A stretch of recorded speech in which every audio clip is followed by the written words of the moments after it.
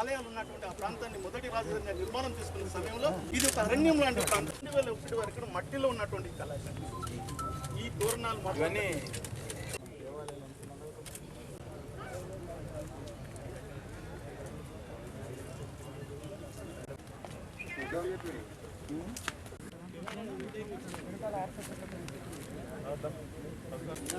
ఇంతసేపు మేము ఆగినాం కదా.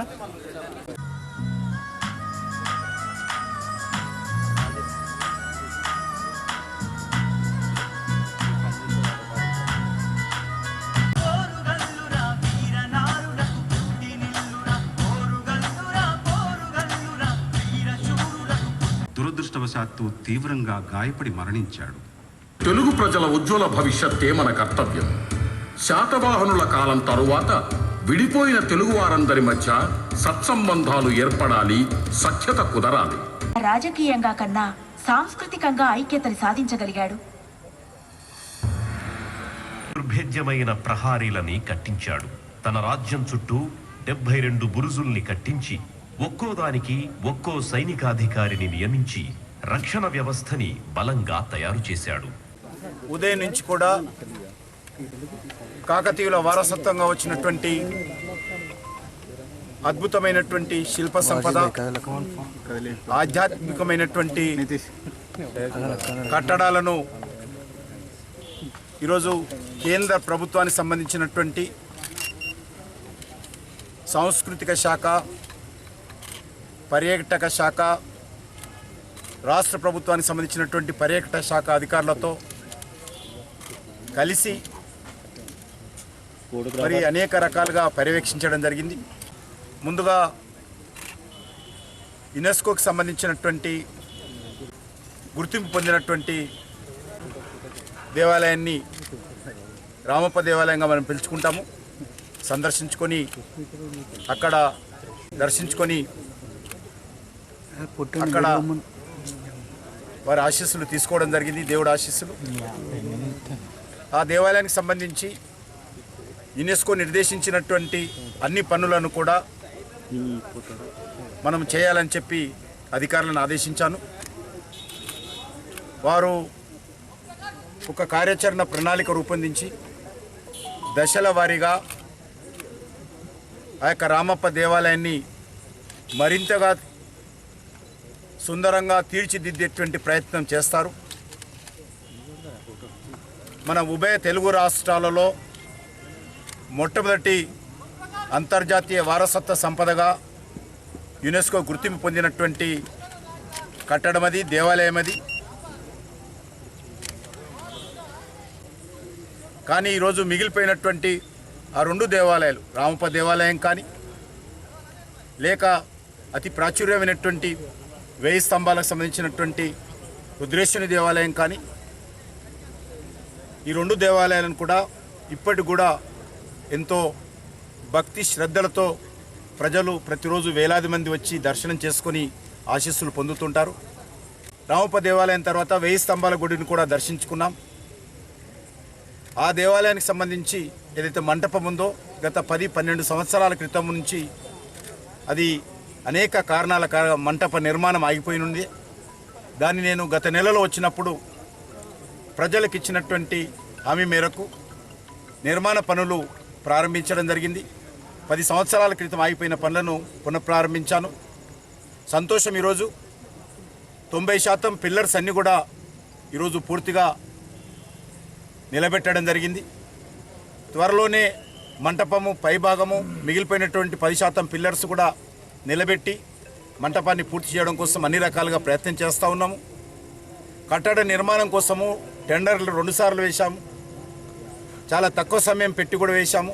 కానీ టెండర్లకు ఎవరు కూడా ముందుకు రావడం లేదు. ఎందుకంటే ఆ కట్టడము చాలా మరి కష్టమైనటువంటి కట్టడము. మామూలు కన్స్ట్రక్షన్ చేసేటువంటి వాళ్ళు దాన్ని నిర్మాణం చేయలేరు. కాబట్టి అది కొంతమందికి మాత్రమే పరిమితమైనటువంటి విద్య అది. కాబట్టి వాళ్ళు మాత్రమే నేర్పరితనం ఉన్నటువంటి వాళ్ళు మాత్రమే కట్టడానికి అవకాశం ఉంది కాబట్టి ముందుకు రాలేదు. అయినప్పటికీ కూడా మేము తమిళనాడు నుంచి ప్రత్యేకంగా ఆ కట్టడానికి సంబంధించినటువంటి నేర్పరితనం ఉన్నటువంటి వాళ్ళని పిలిపించి ఆ యొక్క కట్టడాన్ని పని ప్రారంభించాము. వచ్చేటువంటి 3-4 నెలల మధ్యలో పూర్తి చేయాలనేటువంటి లక్ష్యంగా పెట్టుకున్నాము. తొందరగా కళ్యాణ మంటపం కూడా పూర్తి చేస్తామని చెప్పి కూడా ప్రజలకు మనవి చేస్తా ఉన్నాను. ఏదైతే ఈరోజు వరంగల్ పోర్టులో మనం ఉన్నామో ఈ కోటలో ఇక్కడ కూడా అద్భుతమైనటువంటి కళా సంపదను, ఈ యొక్క కళా సంపదకు సజీవ సాక్ష్యాలుగా ఈ యొక్క 4 కళా తోరణాలు మనకు కనిపిస్తూ ఉంటాయి. ఈరోజు చాలా అద్భుతంగా దాన్ని అలంకారం చేయడం జరిగింది. దీన్ని మరింతగా తవ్వకాలు చేయాల్సినటువంటి అవసరం ఉంది. అనేకమైనటువంటి కళా సంపదలు ఇంకా భూగర్భంలో ఉన్నాయి. వాటిని బయటికి తీయాల్సినటువంటి అవసరం ఉందని చెప్పి నేను భావిస్తా ఉన్నాను. దానిపైన కూడా నేను ఢిల్లీకి వెళ్ళిన తర్వాత అధికారులతో చర్చించి ఇంకేమైనా మనము దీన్ని తవ్వకాల ద్వారా ఆ కళా సంపదను బయటికి తీస్తే బాగుంటుందనేటువంటి నా వ్యక్తిగత అభిప్రాయం. మా అధికారులతో త్వరలోనే చర్చిస్తాను. ఇక్కడ కూడా కొన్ని దేవాలయాలు ఉన్నాయి, చిన్న చిన్న దేవాలయాలు.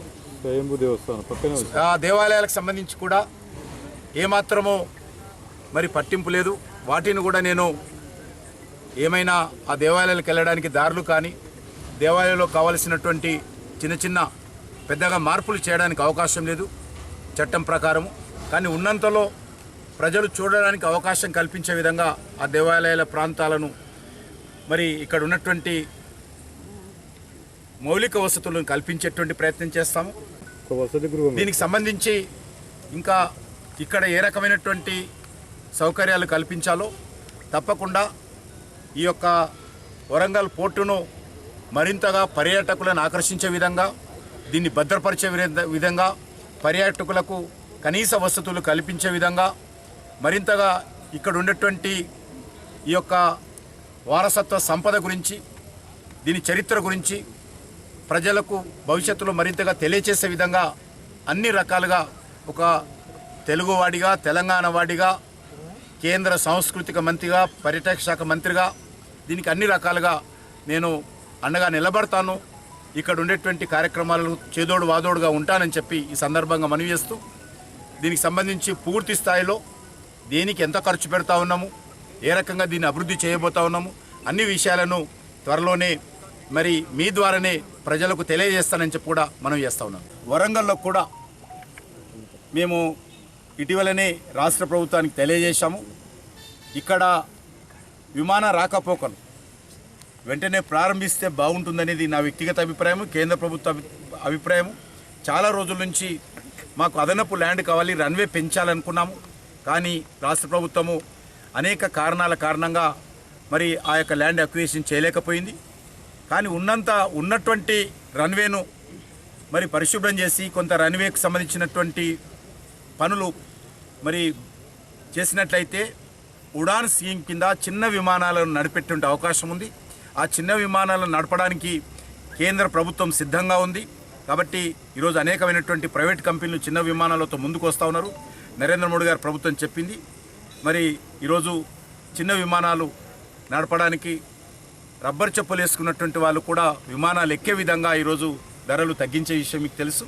అవసరమైతే ఆ విమానాలు నడపడానికి ప్రజలకు మరింతగా మేలు జరిపించడం కోసము ఏదైతే విమానాలు నడిపేటువంటి కంపెనీకి ఒకవేళ లాస్ వస్తే ఆ లాస్ను మా టూరిజం డిపార్ట్మెంట్ ద్వారా ఆయా కంపెనీలకు ఇచ్చైనా సరే మరి ఇక్కడ ప్రజల మేలు కోసము, పర్యాటకులను ప్రోత్సహించడం కోసము ఈ యొక్క విమానాలను నడపాలనేటువంటిదే మా భావన.